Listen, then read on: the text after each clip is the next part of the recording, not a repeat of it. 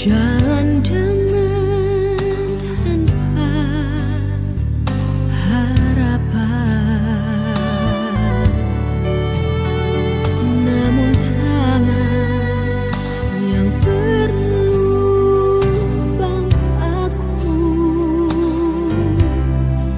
menjamah jadi hidup baru.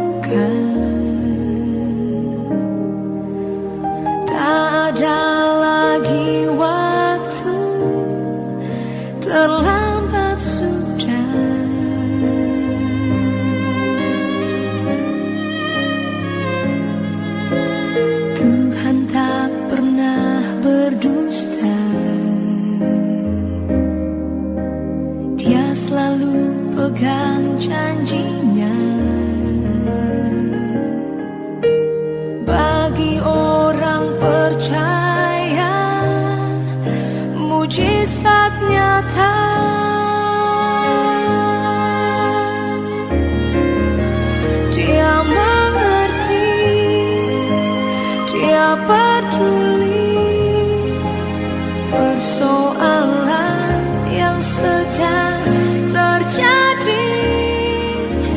Dia mengerti, dia peduli persoalan yang kita alami.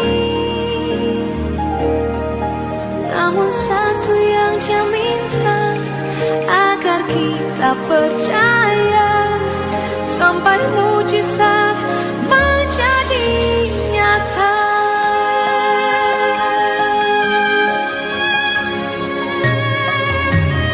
Terkadang kita merasa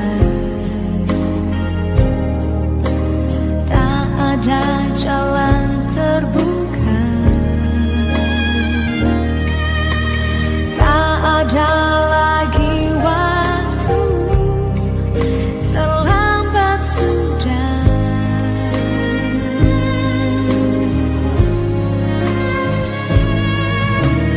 Tuhan tak pernah berdusta, Dia selalu pegang janjinya. Bagi orang percaya, mujizat nyata.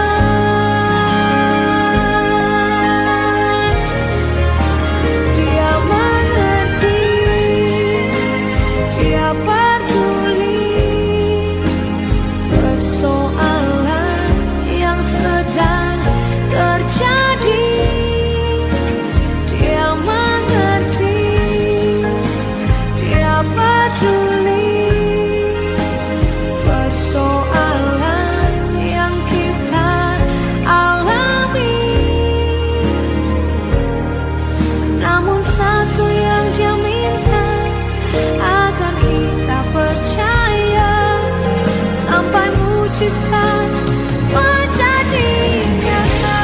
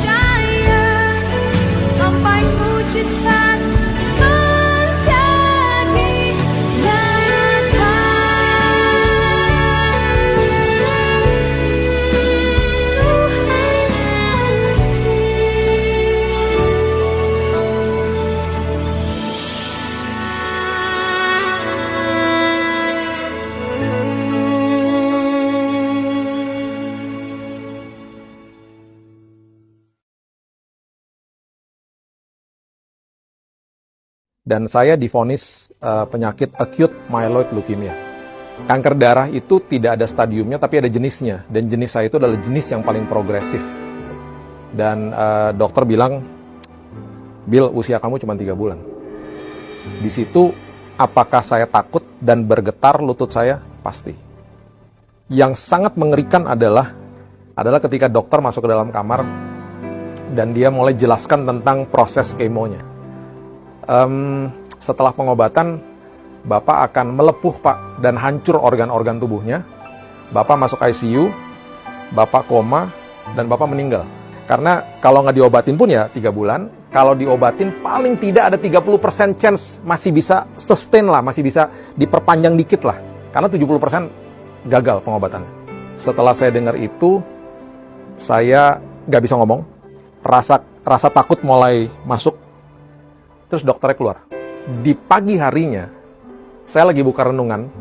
Dan renungan hari itu diambil dari Amsal 4 ayat 20-23. Bunyinya gini. Arahkan telingamu kepada ucapanku, simpan di dalam lubuk hatimu, karena itu sumber dari kehidupan dan kesembuhan. Tiba-tiba Roh Kudus bilang gini, ingat gak tadi renungan tadi pagi? Tiba-tiba keluar dari mulut saya, sebuah pewahyuan yang saya bilang sama istri saya di sebelah saya, karena dia lagi nangis ya. Saya bilang gini, sayang, yang tadi dokter katakan itu kan kenyataan ya? Iya. Yang firman Tuhan tadi pagi kita baca kan kebenaran ya? Kenyataan harus tunduk sama kebenaran, sayang. Kenyataan harus tunduk sama kebenaran. Jadi gini, dia bengong ngeliatin saya. Iya sih, iya, itu aja udah sekarang jadi doanya kita pokoknya. Tiba-tiba saya jadi semangat. Kayak Tuhan udah kasih modalnya pagi hari itu dengan ayat itu. Dan ayat itu jadi ayat pegangan saya. Setiap kali dia bawa bad report, karena kondisinya makin drop, saya selalu bilang, Tuhan, kenyataan tunduk sama kebenaran. Kenyataan tunduk sama kebenaran. Selesai di kemo selama 1 minggu, hancur tubuh saya. Tiba-tiba saya bersin pagi-pagi yang keluar darah semua. Karena organ-organnya melepuh, hancur. Sampai dimasukin ke ruang tindakan berkali-kali. Dan itu doa yang saya naikkan terus dan saya bilang gini, sayang, jangan sampai kita nggak ngucap syukur. Tiap hari kita perjamuan, di dalam perjamuan saya selalu ngomong gini, Tuhan, terima kasih bahwa kesembuhan sudah disediakan ribuan tahun yang lalu. Saya nggak pernah minta, karena saya percaya kesembuhan sudah dikasih sama Tuhan. Semua sudah diserahkan di kayu salib ketika dia katakan sudah selesai di kayu salib. It is finished. Dan saya bilang, Tuhan, aku ranting, engkau pokok anggur. Karena aku melekat kepada pokok anggur, apapun yang pokok anggur punya, berarti aku punya. Karena engkau sehat, aku sehat. Karena engkau nggak punya cancer, aku nggak punya cancer, Tuhan. Karena aku melekat kepada pokok anggur. Semua firman aku ucapkan. Dan mulai timbul iman yang luar biasa. Dan kekuatan yang luar biasa. Singkat cerita, setelah berjalan 1-2 minggu, dokter pada kebingungan. Karena kok pasien kemo, makannya lahap. Bisa makan sampai 2 porsi. Dan dia akhirnya menulis jurnal bahwa ini pasien pertama yang nggak punya sariawan. Kan cairannya keras, panas. Kok bisa nggak ada sariawan sampai di center-center? Dia tulis jurnal, ini pasien pertama yang kayak begini gitu ya. Tiba-tiba dalam hitungan 1 bulan, di bulan Februari, ada 10 dokter yang ngecek saya. Kami tim dokter hari ini mau menyatakan kami nggak bisa ketemu sel kankernya hilang, katanya. You are clean. Clean, itu kata-kata dia. You are clean. Dari situ dia masih nggak percaya juga. Dia masih kasih saya dosis kemo yang rendah sekali selama 3 kali lagi. Dites berkali-kali. Dan akhirnya di tes yang keempat di bulan Mei, dia bilang, oke, selesai, stop, udah. Dan saya keluar dari rumah sakit. Saya yang nanya, saya nggak dikasih obat, dok. Nggak ada. Kamu kalau pusing beli Panadol aja di Indomaret, katanya. Saya percaya bahwa Yesus selalu bertanya sama si lumpuh, sama si kusta, sama si buta, sama si tuli, kamu mau aku lakukan apa sih? Dan selalu mereka bilang, aku mau lihat Tuhan, aku mau mendengar, aku mau tahir, aku mau jalan. Dan Yesus selalu katakan apa? Terjadilah sesuai dengan imanmu. Apa yang kecil dalam hidup kita, saya cuma punya lutut untuk berdoa, dan air mata, dan ucapan syukur. Bermitralah sama Tuhan. Tuhan suka memakai perkara kecil. Apapun yang kita miliki saat ini, nggak usah kecil hati, walaupun hanya punya air mata, perbesar kapasitas imanmu, dan katakan kepada Tuhan, dan berterima kasih bahwa pemulihan, kesembuhan sudah diberikan dan sudah disediakan sama Tuhan bagi kita.